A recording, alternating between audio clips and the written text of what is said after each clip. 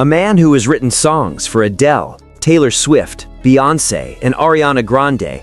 A man who has won a Grammy, who has performed on the biggest stages in the world, whose career has spanned more than 2 decades. Suddenly standing on a stage in Seoul, looking out at thousands of people and saying this. This is honestly one of the craziest things I've worked on in my entire career, in my whole life. And do you know what he was talking about? A BTS album. Not as a throwaway compliment, not because his marketing team told him to say it, but because in his own words, BTS completely blew him away. So much so that he stopped himself from saying more, afraid he'd give away too many secrets. What exactly did he hear inside that studio? What is inside ARIRANG that left someone of Ryan Tedder's caliber speechless? And why did Diplo, one of the biggest names in global music production, say almost the exact same thing? This is going to shock the world. Hold on, because in this video, we're going to break all of it down. And there's one detail that even the biggest media outlets out there haven't dared to touch. Hey everyone, welcome back to the channel. If you're the type who's never satisfied with just a headline, someone who wants to understand the context, the meaning, and what's really hiding beneath the surface, then you're exactly where you need to be. We don't just copy-paste news here. We analyze, we dig, we find the angle that everyone else walked right past. If this is your first time here, go ahead and subscribe, because this kind of content isn't stopping anytime soon. And if you've been here a while, you already know we always try to go deeper than the surface. All right, let's get into it. Before we can truly feel how massive this moment is, we need to understand who Ryan Tedder actually is, and why his opinion on music carries so much weight. Ryan Tedder is the lead vocalist of OneRepublic, but that's only half of who he is. The other half, he's one of the most sought-after songwriters and producers in the global music industry. His credits? Hello by Adele, Grammy Award-winning. Love Story, Taylor's version, He Was There. Irreplaceable by Beyoncé. Problem by Ariana Grande. He's even worked with Latin market artists, including Anitta in Brazil. In the K-pop world specifically, Ryan Tedder is not a new name. He worked on Bet You Wanna for Blackpink, collaborated with Lisa on Rockstar, produced tracks for Tomorrow X Together, and most importantly, he was the man behind Jimin BTS's 2024 single, Be Mine. In an interview, Teddder called Be Mine the work he is most proud of in his entire life. So when a man with that resume calls something the craziest, that is not a marketing line. That is a confession from someone who has seen nearly everything this industry has to offer.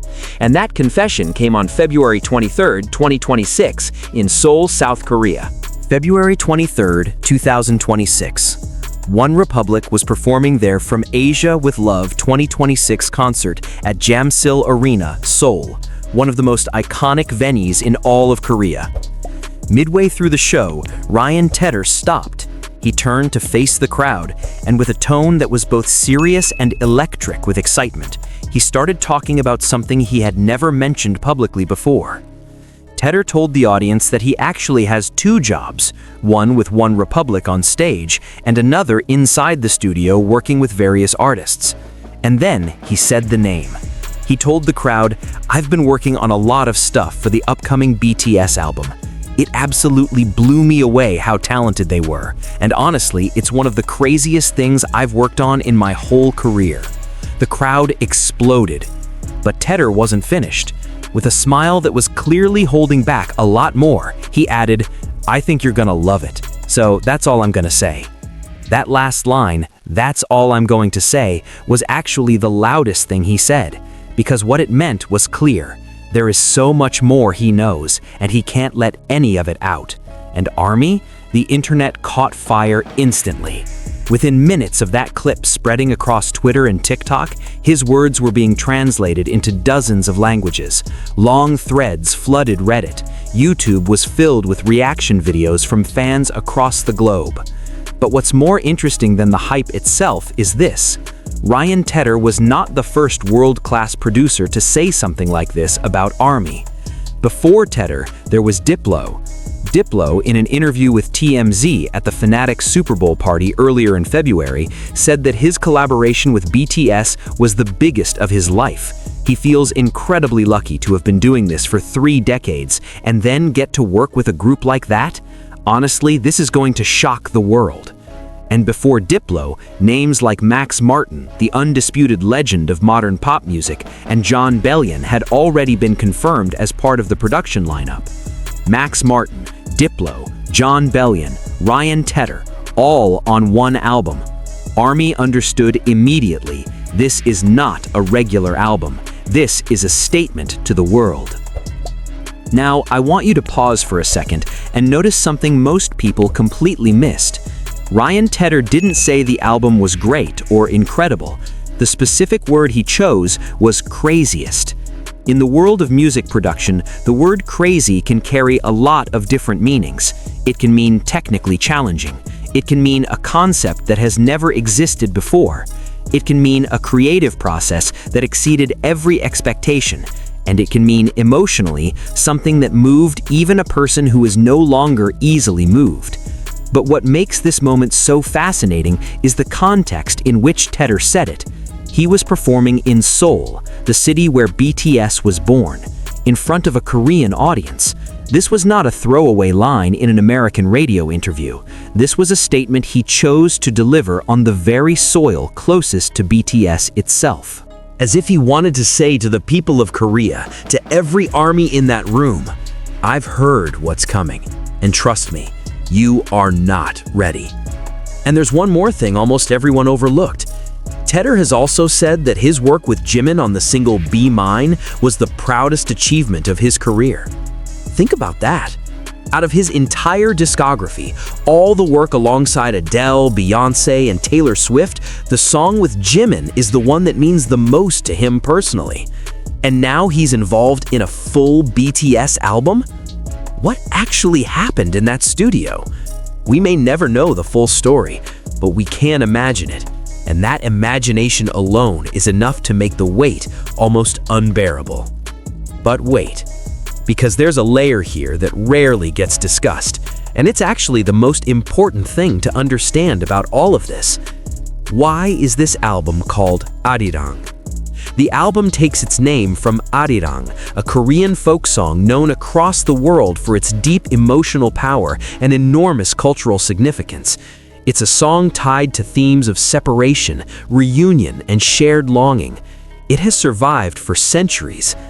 Think about what that means. BTS, a group that started from the streets of Seoul, who once struggled just to be heard, who came close to disbanding, is now returning with an album named after the most iconic folk song in Korean history. This is not just a title, this is a declaration of identity. This is BTS saying, we know exactly where we come from, and now we're ready to show the world exactly who we are. According to the BTS team, ARIRANG is an album made by turning inward, drawing on their heritage and lived experiences to create something that could only have come from them. The album is said to explore the universal emotions that have always defined their music: love, longing, and the complexity of growing up, while staying deeply connected to their Korean roots. And here's what makes it even more staggering. The album contains 14 tracks. With producers like Max Martin, Diplo, Jon Bellion, and Ryan Teddder across the lineup, that means nearly every single song likely carries a different kind of magic. Imagine the sonic range. Imagine the depth waiting inside. And here's the part that barely anyone in the media is talking about. Ryan Teddder and Diplo are not just big names being borrowed to boost an album's profile. Both of them have a real, personal, and artistic connection to BTS. Teddder already proved through Be Mine that he understands the musical soul of Jimin. Diplo has long been known as someone who can blend music from wildly different cultures without losing any authenticity. That combination, layered on top of BTS returning after years away, creates conditions that have genuinely never existed before in the history of K-pop. If you've been following BTS for a long time, you already know how they've always managed to create something that feels bigger than just music. Map of the Soul 7 wasn't just an album, it was a psychological reflection on identity rooted in Jungian theory. BE wasn't just a pandemic album, it was a warm embrace born from shared isolation. Every BTS album has always had layers, something you can enjoy as pure pop music on the surface, and something you can only fully understand when you truly go deep. ARIRANG appears set to carry on that tradition, but on a scale that dwarfs everything before it. Why? Because for the first time in their career, BTS has brought in a roster of international producers for a full album in a way this coordinated and intentional. This isn't a guest feature here or there. This is an artistic orchestration, voices from every corner of the world, all unified under one concept rooted in Korean identity. And there's something deeply telling about the specific way Teddder talked about BTS's talent. He didn't say their voices are incredible or their choreography is insane. He said, "It absolutely blew me away how talented they were." The word talented from a Grammy-winning producer, someone who has worked alongside the greatest artists alive, that kind of praise carries a completely different weight. Because someone like Teddder is already surrounded by exceptional. If something still manages to leave him blown away, that is something genuinely extraordinary. I want you to stop for a moment and picture this. March 20th, 2026, ARIRANG drops 14 songs. Music that, according to the man who wrote songs for Adele and Beyoncé, is the craziest thing he has ever worked on. Music that, according to Diplo, a 30-decade veteran, is going to shock the world. And the day after that, March 21st, BTS takes the stage for their first comeback concert, streamed live exclusively on Netflix to the entire world, simultaneously. This is not a regular comeback. This is a historic moment prepared with extraordinary care, with the best collaborators, the deepest concept, and the energy of years of mandatory military service finally released. And do you know what the most moving part of all of this is? BTS didn't have to do this. They've already proven everything. They've conquered Billboard, received Grammy recognition, filled stadiums on every continent. They've already changed the face of the global music industry. They could have come back with an album that was good enough, and the world would have welcomed them with open arms. But they didn't choose that. They chose to come back with an album that left legends of the industry at a loss for words. They chose the most meaningful name from their own culture. They chose to prove, one more time, to anyone who might still be doubting that BTS is not just a phenomenon. BTS is a genuine, undeniable artistic force. And Teddder, standing on that stage in Seoul on that night, accidentally became the first witness willing to testify to that truth in front of the entire world. So, after everything we've talked about today, there's one question I really want to throw out to you. What are your expectations for ARIRANG? Because honestly, after hearing Teddder, after hearing Diplo, after knowing that names like Max Martin and Jon Bellion are in the producer lineup, my expectations are already incredibly, almost dangerously high. And the most fascinating part? The people who know the most about what's inside this album are the ones most confident those expectations won't disappoint. That's what's been keeping me up at night since February 23rd. If you feel the same way, write it in the comments.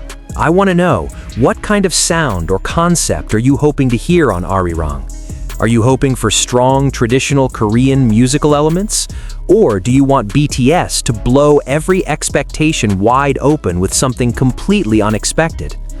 Comment below, because the discussions in this comment section are honestly more interesting than most articles I read. If this video added something for you, hit like so more people who need this context can find it.